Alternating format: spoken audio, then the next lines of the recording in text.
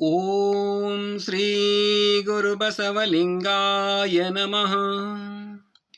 ಗುರು ಬ್ರಹ್ಮ ಗುರು ವಿಷ್ಣು ಗುರುದೇವೋ ಮಹೇಶ್ವರ, ಗುರು ಸಾಕ್ಷಾತ್ ಪರಬ್ರಹ್ಮ ತಸ್ಮೈ ಶ್ರೀ ಗುರುವೇ ನಮಃ. ಗುರುವಿನ ಕಾರ್ಯ ಮಹತ್ವವಾದದ್ದು.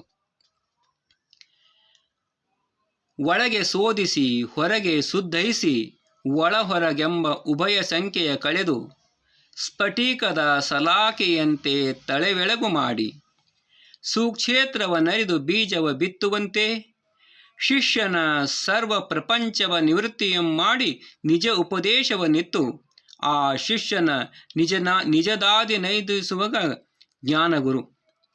ಆ ಸಹಜ ಗುರುವಿಗ ಜಗದಾರಾಧ್ಯನು. ಅವರ ಸಿರಿಪಾದಕ್ಕೆ ನಮೋ ನಮೋ ಎಂಬೆನು ಕಾಣ ಚನ್ನಮಲ್ಲಿಕಾರ್ಜುನ ಅಂತ ಅಕ್ಕ ಮಹಾದೇವಿಯರು ಗುರುವಿನ ಬಗ್ಗೆ ಹೇಳ್ತಾ ಇರ್ತಾರೆ. ಗುರು ನಮ್ಮ ಅಂತರಂಗ ಬಹಿರಂಗ ಪರಿಶುದ್ಧ ಮಾಡುತ್ತಾನೆ. ನಮ್ಮೊಳಗಿರುವ ಅಜ್ಞಾನವನ್ನು ಕಳೆಯುತ್ತಾನೆ. ನಮ್ಮ ಅರಿವು ಜಾಗೃತ ಮಾಡುತ್ತಾನೆ. ನೀನೇ ಪರಶಿವ, ನೀನೇ ಪರಶಿವ ಸ್ವರೂಪ, ನೀನೇ ಪರಬ್ರಹ್ಮ ಎಂದು ಎಚ್ಚರಗೊಳಿಸುತ್ತಾನೆ. ಆದರೆ ಆ ಅರಿವು ಅಜ್ಞಾನಿಯಲ್ಲಿ ಮೂಡುವಂಗಿಲ್ಲ. ಗುರು ಬಸವಣ್ಣವರು ಹೇಳ್ತಾರೆ, ತನ್ನ ತಾನರಿದರೆ ತಾನೇ ದೇವ ನೋಡ, ಅಪ್ರಮಾಣ ಕೂಡಲ ಸಂಗಮ ದೇವ ಅಂತ. ಅದನ್ನೇ ಗುರುಗಳು ನಿಮಗೆ ತಿಳಿಸಿ ಹೇಳ್ತಾರೆ. ನಿಮ್ಮಲ್ಲಿರುವ ಚೈತನ್ಯವೇ ದೇವರು ಅಂತ ತಿಳಿಸಿ ಹೇಳ್ತಾರೆ. ಆದ್ರೂ ಕೆಲವರಿಗೆ ಅರ್ಥ ಆಗಂಗಿಲ್ಲ. ಅದು ಯಾವ ರೀತಿ ಅಂತಲ್ಲಕ ಇಲ್ಲಿ ಒಂದು ಕಥೆಯನ್ನು ಗುರುಗಳು ಒಂದು ಒಳ್ಳೆ ರೀತಿ ಕಥೆ ಹೇಳ್ಯಾರ. ಊರು ಕಡೆಗೆ ಅಂದರೆ ಊರು ಹೊರ ಸೈಡ್ದಾಗ ಒಂದು ಕುರುಬರು ಏರಿಯಾ ಇರ್ತಲ್ಲ, ಕುರುಬರ ಓಣಿ ಇತ್ತು. ಆ ಕುರುಬರು ಓಣಿಯಲ್ಲಿ ಒಂದು ಹುಲಿ ಕುರಿಗಳನ್ನು ತಿನ್ನಲಿಕ್ಕೆ ಬರ್ತಾ ಇತ್ತು. ಆವಾಗ ಬರ್ತಿತ್ತು, ದಾಳಿ ಮಾಡ್ತಿತ್ತು, ಕುರಿಗಳನ್ನು ಕೊಂದು ತಿಂದು ಹೋಗ್ತಾ ಇರ್ತಿತ್ತು. ಒಂದು ಸಲ ಹೆಂಗೆ ಆ ಹುಲಿ ಕುರಿಗಳನ್ನು ತಿನ್ಲಾಕ ಆ ಕುರಿ ಹಟ್ಟಿಗೆ ಬಂತು. ಬಂದಾಗ ಅದು ಕೆಲವು ಜನ ಕುರುಬರು ನೋಡಿದ್ರು. ಅದು ನೋಡಿದ ತಕ್ಷಣ ಏನು ಮಾಡಿದ್ರು, ಅಯ್ಯೋ ಹುಲಿ ಹುಲಿ ಹುಲಿ ಬಂತು ಅಂತ ಎಲ್ಲರೂ ದೊಣ್ಣೆಗಳನ್ನು ತಗೊಂಡು ಆ ಹಟ್ಟಿ ಕಡೆಗೆ ಬಂದರು. ಆದ್ರೆ ಆ ಹುಲಿಗೆ ಕುರಿಗಳಿಗೆ ತಿಲ್ಲಕ್ಕೆ ಆಗಲಿಲ್ಲ. ಯಾಕಂದ್ರೆ ಎಲ್ಲ ಕುರುಬರೆಲ್ಲ ಬಂದರು. ಇನ್ನೇನು ಅದಕ್ಕೆ ಹಿಡಿಬೋದು ಅಂತ ತಿಳ್ಕೊಂಡು ಆ ಹುಲಿ ಅಲ್ಲಿಂದ ಓಡಿ ಹೋಗೋ ಹೊತ್ನಾಗ ಆ ಹುಲಿ ಗರ್ಭಿಣಿ ಆಗಿರ್ತದ. ಅದಕ್ಕೆ ಅಲ್ಲಿ ಪ್ರಸವ ಆಗಿರ್ತದೆ. ಅಂದ್ರೆ ಅಲ್ಲಿ ಮರಿ ಹಾಕಿಬಿಡ್ತದೆ. ಮರಿ ಹಾಕಿಬಿಟ್ಟು ಹುಲಿ ಏನೋ ಓಡಿ ಹೋಗ್ಬಿಡ್ತದೆ. ಆ ಕುರುಬರ ಹುಲಿ ನೋಡ್ತಾರ. ನೋಡಿ ಅಯ್ಯೋ ಎಷ್ಟು ಮುದ್ದಾಗ್ಯದಲ್ಲ ಇದು ಹುಲಿ ಮರಿ ಅಂತ ತಿಳ್ಕೊಂಡು ಅದಕ್ಕೆ ಅಲ್ಲೇ ಸಲ್ಕೊಂಡು ಅದಕ್ಕೆ ಹಾಗೆ ಕುರಿ ಹಾಲೇ ಕುಡಿಸಿ ಅದಕ್ಕೆ ಕುರಿ ಜೊತೆಯೇ ಜೋಪಾನ ಮಾಡಿದ್ರು. ಅದು ಹಾಗೆ ಬೆಳೀತಾ ಸ್ವಲ್ಪ ದೊಡ್ಡದಾಯಿತು. ಕುರಿಗಳು ಹಿಂಡಿನಾಗ ಇರ್ತಿತ್ತು. ಕುರಿಗಳ ತಳನೆ ಆ ಕುರಿಗಳ ಜೊತೆ ಎಲ್ಲರ ಜೊತೆ ಹೊಂದ್ಕೊಂಡು ಸರಿಯಾಗಿ ಕುರುಗಳ ಜೊತೆಯೇ ಕಾಡಿಗೆ ಹೋಗ್ತಿತ್ತು. ಕುರುಗಳ ಜೊತೆಯೇ ಮನೆಗೆ ಬರ್ತಾ ಇತ್ತು. ಒಂದು ದಿವಸ ಕಾಡಿನಲ್ಲಿ ಈ ಎಲ್ಲ ಕುರಿಗಳು ಮೇಯ್ತಾ ಇದ್ವು. ಇಲ್ಲಿ ಆ ಹುಲಿ ಮರಿನೂ ಇತ್ತು. ಅಲ್ಲಿ ಆ ಮೂಲ ಹುಲಿ ಏನಿತ್ತಲ್ಲ, ಆ ಹುಲಿ ಬಂದು ಗುಡುಗು ಹಾಕ್ತು. ಅಂದ್ರೆ ಗರ್ಜನೆ ಮಾಡ್ತು. ಗರ್ಜನೆ ಮಾಡಿದ ತಕ್ಷಣ ಎಲ್ಲ ಕುರಿಗಳು ಓಡ್ಲಾಕ್ ಶುರು ಮಾಡ್ದು. ಓಡುವಾಗ ಇದು ಹುಲಿ ಮರಿ ಇತ್ತಲ್ಲ, ಇದನ್ನು ಓಡ್ಲಾಕ್ ಶುರು ಮಾಡ್ತು. ಅದನ್ನು ನೋಡಿ ಆ ಮೂಲ ಹುಲಿಗೆ ಆಶ್ಚರ್ಯ ಆಯಿತು. ಇದೇನಿದು, ನನ್ನ ಜಾತಿಯದಾದ ನನ್ನ ಸ್ವರೂಪದಾದ ಮಗು ಒಂದು ಓಡ್ತಾ ಇದ್ದಲ್ಲ, ಇದು ಯಾಕೆ ಓಡತ್ತದ ಅಂದು ಸ್ವಲ್ಪ ಆಶ್ಚರ್ಯಚಕಿತಾಯಿತು. ಕುರಿಗಳೇನೋ ಓಡ್ತಾವ, ಓಡಲಿ, ಆದರೆ ಹುಲಿ ಮರಿ ಓಡ್ತಾ ಇದ್ದು ಅಂತಕೊಂಡು ಓಡ್ಕೋತ ಹೋಗಿ ಆ ಹುಲಿಯ ಕಿವಿ ಕಚ್ಚಿ ಕರ್ಕೊಂಡು ಬಂದು ಒಂದು ಬಾವಿ ಇರ್ತದ. ಬಾವಿಯಲ್ಲಿ ತಿಳಿಯಾದ ನೀರು ಇರ್ತಾವ. ಗದ್ದಳ ನೀರಿದ್ರೆ ಮುಖ ಕಾಣಿಸಲ್ರಿ. ಆ ಸಲುವಾಗಿ ತಿಳಿಯಾದ ನೀರು ಇರ್ತಾವ. ಆ ಬಾವಿದಾಗ ನಿಂತಿನ ನೀರು ಇರ್ತಾವ. ಅದು ಮುಖ ಚಂದ ಕಾಣಿಸ್ತಾ ಇತ್ತು. ಆ ಹುಲಿ ಏನು ಮಾಡ್ತಂದ್ರ, ಆ ಹುಲಿ ಮರಿ ಇತ್ತಲ್ಲ, ನೋಡು ನೀನು ಹುಲಿ ಇದ್ದಿ ನೀ ಯಾಕೆ ಓಡ್ತಾ ಇದ್ದಿ ಅಂತ ಕೇಳಿದ್ವಿ. ಅದು ಅಂತ ಇಲ್ಲ ನಾನು ಕುರಿನೇ ಅಂತ ಇರ್ತಿತ್ತು. ಯಾಕಂದ್ರೆ ಅದಾಗ ಅಜ್ಞಾನ ಇತ್ತು. ಆ ಕುರಿಗಳದಾಗ ಬೆಳ್ತಿತ್ತು. ನಾನು ಕುರಿ ಅಂತ ಹೇಳ್ತಾ ಇರ್ತಿತ್ತು. ಆ ಸಲುವಾಗಿ ಅದಕ್ಕೆ ಆ ಮೂಲ ಹುಲಿ ಏನು ಮಾಡ್ತು ಅಂದ್ರೆ, ಆ ಬಾವಿಯಲ್ಲಿ ನಿನಕ್ಕೆ ನೋಡು ನಿನ್ನ ಮುಖ ನೋಡು, ನನ್ನ ಮುಖ ನೋಡು, ನಿನ್ನ ಮುಖ ನೋಡು, ಆ ಕುರಿ ಮುಖ ನೋಡು, ನೀನು ನನ್ನ ಹಂಗಿದ್ದೆವೋ ಏನು ಕುರಿ ಹಂಗಿದ್ದಿ ನೋಡು ಅಂತ ಹೇಳ್ತು. ಆ ಹುಲಿ ಮರಿ ನೀರಲ್ಲಿ ನೋಡಿ ತನ್ನ ಮುಖ ಒಂದ್ಸಲ ನೋಡ್ತದ, ಹುಲಿ ಮುಖ ಒಂದ್ಸಲ ನೋಡ್ತದ, ತನ್ನ ಮುಖ ಒಂದ್ಸಲ ನೋಡ್ತದ, ಆ ಕುರಿ ಮುಖ ಒಂದ್ಸಲ ನೋಡ್ತದ.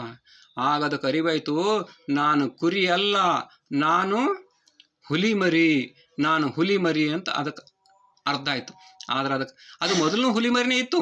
ಆದ್ರೆ ಅದಕ್ಕೆ ಹುಲಿ ಮರಿ ಇದ್ದಿ ಅಂತ ಹೇಳೋ ಸಲುವಾಗಿ ಆ ಮೂಲ ಹುಲಿ ಏನು ಬಂತಲ್ಲ, ಅದೇ ರೀತಿ ಗುರು ನಮಗ ನಮ್ಮ ಅಂತರಂಗವನ್ನು ಪರಿಶುದ್ಧ ಮಾಡಿ ನೀನೇ ಪರಶಿವ ಸ್ವರೂಪಿದ್ದಿ, ನೀನೇ ಪರಬ್ರಹ್ಮ ಸ್ವರೂಪಿದ್ದಿ ಅಂತ ಎಚ್ಚರಿ ಮಾಡ್ತಾನೆ ಗುರು. ನಮಗ ಅಂತ ಎಚ್ಚರಿ ಮಾಡುವಂಥ ಗುರು ಎಚ್ಚರ ಮಾಡ್ತಾ ಇರ್ತಾನೆ. ಅದೇ ರೀತಿ ನಾವು ನಿಜಕ್ಕೂ ಶಿವಸ್ವರೂಪಿಗಳೇ, ನಿಜವಾಗಿಯೂ ಪರಬ್ರಹ್ಮ ಸ್ವರೂಪಿಗಳೇ. ಅಜ್ಞಾನದಿಂದ ಈ ಸಂಸಾರ ಆವರಿಸಿ ನಾವು ಪರಬ್ರಹ್ಮ ಸ್ವರೂಪ ಮರೆಯಾಗಿ ಅಲ್ಪ ಎಂಬ ಭಾವನೆ ಬಂದಿದೆ. ಈ ಸಂಸಾರ ಸಾಗರದಲ್ಲಿ, ಈ ಸಂಸಾರದಲ್ಲಿ ನಾವು ಇದನ್ನು ಅಳವಡಿಸ್ಕೊಂಡು ನಾವು ಅಂಥವರು, ನಾನು ಲಿಂಗಾಯತ, ನಾನು ಕುರುಬ, ನಾನು ಕಬ್ಬಲಿಗ, ನಾನು ಬಡವ, ನಾನು ಶ್ರೀಮಂತ, ಇಂಥ ಭಾವನೆಗಳು ಈ ಸಮಾಜದಲ್ಲಿ ಇರೋದ್ರಿಂದ ನಮಗೆ ಬಂದದ. ಆದ್ರೆ ನಾವು ನಿಜವಾಗಲೂ ಶಿವಸ್ವರೂಪಗಳೇ, ನಿಜವಾಗೂ ಪರಬ್ರಹ್ಮ ಸ್ವರೂಪಿಗಳೇ ಅಂತ ತಿಳ್ಕೋಬೇಕು. ಸದ್ಗುರು ನಮಗೆ ಹಸ್ತಮಸ್ತಕ ಸಂಯೋಗ ಮಾಡಿ ನೀನು ಸಾಕ್ಷಾತ್ ಶಿವಸ್ವರೂಪಿ, ಸಾಕ್ಷಾತ್ ಶಿವನೇ ಆಗುರಿವಿ ಎಂದು ನಿಜ ದರ್ಶನ ಮಾಡಿಸುತ್ತಾನೆ. ಅಣವಮಲ, ಮಾಯಾಮಲ, ಕಾರ್ಮಿಕಮಲ ಹೋಗಲಾಡಿಸುತ್ತಾನೆ. ಅಣವಮಲವೆಂದರೆ ಶಿವಾಂಶಿಕವಾದ ಜೀವಾತ್ಮನು ತಾನು ನಿತ್ಯ ನಿರಂಜನ ನಿರ್ವಿಕಾರ ಪರಶಿವ ಸ್ವರೂಪವೆಂಬುದನ್ನು ಮರೆತು ದೇಹ ಭಾವವನ್ನು ಆವರಿಸಿ ನಾನು ಇಂಥವ, ನಾನು ಇಂಥ ಶರೀರ, ನಾನು ಇಂಥ ಜಾತಿ, ನಾನು ಇಂಥ ಕರ್ರಗಿದ್ದೀನಿ, ನಾನು ಬೆಳ್ಳಗಿದ್ದೀನಿ, ನಾನು ಆ ಜಾತಿ ಈ ಜಾತಿ, ನಾನು ಆಶ್ರಮ ಈ ಆಶ್ರಮ, ಕುಲಗೋತ್ರ, ನಾನು ಬಡವ ಶ್ರೀಮಂತ, ಹಿಂಗೆ ಈ ರೀತಿ ಏನಂತಂದ್ರೆ ನಮ್ಮನ್ನು ನಾವು ಇದ್ರಾಗೆ ಮರ್ತು ಬಿಟ್ಟಿವಿ. ನಾವು ಇದನ್ನು ಈ ವಿಷಯದಲ್ಲಿ ನಾವು ಶಿವಸ್ವರೂಪವು ಎಂಬುದನ್ನು ಮರ್ತು ಬಿಟ್ಟಿವಿ. ನಾನು ಸ್ತ್ರೀ, ನಾನು ಪುರುಷ, ನಾನು ಪಾಪಿ, ನಾನು ಕೀಳು, ನಾನು ಮೇಲು, ಇಂಥ ಬರೇ ಇವೇ ಮುಂತಾಗಿ ಭಾವಗಳನ್ನು ತುಂಬಿಕೊಂಡು ನಮ್ಮಲ್ಲಿ ಬರೇ ಸಂಕುಚಿತ ಭಾವ ತಾಳಿತೀವಿ. ವಿಶ್ವಚೇತನವಾದ ಪರಶಿವ ಸ್ವರೂಪವೇ ತಾನೆಂಬ ಮಹತ್ ಭಾವವನ್ನು ಮರೆತು ಅಣವ ಭಾವದಲ್ಲಿ ಇರುವುದಕ್ಕೆ, ಏನು ನಾವು ಇಂಥ ಭಾವನೆಯಲ್ಲಿ ಇರ್ತೀವಲ್ಲ, ನಾನು ಬಡವ, ನಾನು ಶ್ರೀಮಂತ, ನಾನು ಪಾಪಿ, ನಾನು ಒಳ್ಳೆಯವನು, ನಾನು ಇವೇನೆಂದು ಇದಕ್ಕೆ ಅಣವಮಲ ಎನ್ನುತ್ತಾರೆ. ಇಂಥ ಅಣವಮಲವನ್ನು ಪರಿಹರಿಸೋದು ಯಾರು ಅಂದ್ರೆ ಗುರುಗಳು.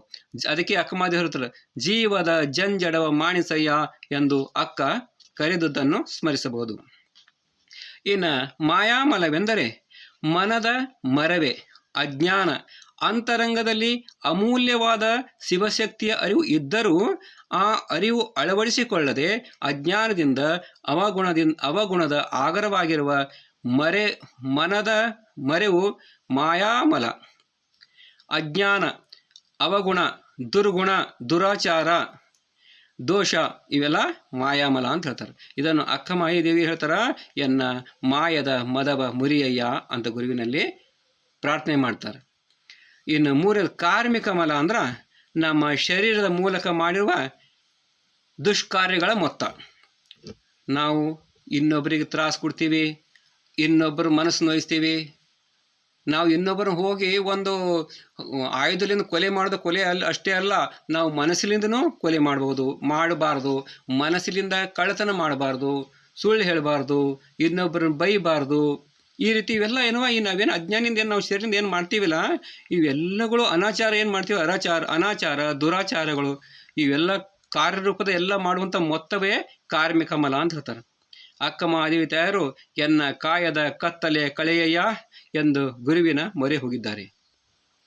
ತನುವಿನಲ್ಲಿ ದುರಾಚಾರ, ಮನದ ಮರೆವೇ ದುರ್ಗುಣ, ಭಾವದಲ್ಲಿನ ದುರ್ಭಾವ, ಭ್ರಮೆ ಇವೆಲ್ಲ ಮಲತ್ರಯಗಳು. ಸದ್ಗುರು ಮಲತ್ರಯಗಳನ್ನು ಕಳೆದು ಲಿಂಗತ್ರಯ ಕರುಣಿಸುತ್ತಾನೆ. ಬೀಜ ಬಿತ್ತುವಾಗ ಹೊಲ ಚೆನ್ನಾಗಿ ಹಸನು ಮಾಡುತ್ತೇವೆ. ಕರಕಿ ಕಸ ಕಿತ್ತಿ ಚೆನ್ನಾಗಿ ಹಸನು ಮಾಡಿ ಬೀಜ ಬಿತ್ತುತ್ತೇವೆ. ಅದರಂತೆ ಗುರು ನಮ್ಮ ಹೃದಯ ಭಾಗದಲ್ಲಿ ಹೊಲವನ್ನು, ಹೃದಯ ಭಾಗದ ಅಂದರೆ ಹೃದಯದಲ್ಲಿ ಈ ಹೊಲವನ್ನು ಅಂದರೆ ಹೃದಯವನ್ನು ದುರಾಚಾರ, ಮರೆವು, ದುರ್ಗುಣ, ದುರ್ಭಾವ, ಭ್ರಮೆ ಇಂಥ ಇವೆಲ್ಲ ಕಳೆದು ಹೃದಯ ಹೊಲವನ್ನು ಹಸನು ಮಾಡಿ ಅಲ್ಲಿ ಸದ್ಗುಣ, ಸದಾಚಾರ, ಸದ್ಭಾವವೆಂಬ ಬೀಜ ಬಿತ್ತಿ ನಿನ್ನ ಅರಿವೇ ನಿನ್ನ ಗುರು ಎಂದು ಮನವರಿಕೆ ಮಾಡಿಕೊಡುತ್ತಾನೆ. ಗುರು ಮುಟ್ಟಿ ಗುರು ಆಗು ಎಂದು ತಿಳಿಸುತ್ತೇನೆ. ಸ್ಫಟಿಕದ ಸಲಾಕೆಯಂತೆ ಒಳಗೂ ಹೊರಗೂ ಅಂತರಂಗ ಬಹಿರಂಗ ಶುದ್ಧವಾಗಿರುತ್ತದೆ. ಸಾಕ್ಷಾತ್ ಶಿವಸ್ವರೂಪಿಯನ್ನಾಗಿ ಗುರು ಮಾಡುತ್ತಾನೆ. ನಾನೇ ಶಿವಸ್ವರೂಪಿ, ಅರಿವಿನ ಸ್ವರೂಪಿ ಎಂಬ ಭಾವ ತಂದುಕೊಳ್ಳುತ್ತಾನೆ. ಈ ರೀತಿ ಗುರು ನಮ್ಮನ್ನು ಅಜ್ಞಾನದಿಂದ ಸುಜ್ಞಾನದ ಕಡೆ ಒಯ್ಯುತ್ತಾನೆ. ಶರಣು ಶರಣಾರ್ಥಿಗಳು.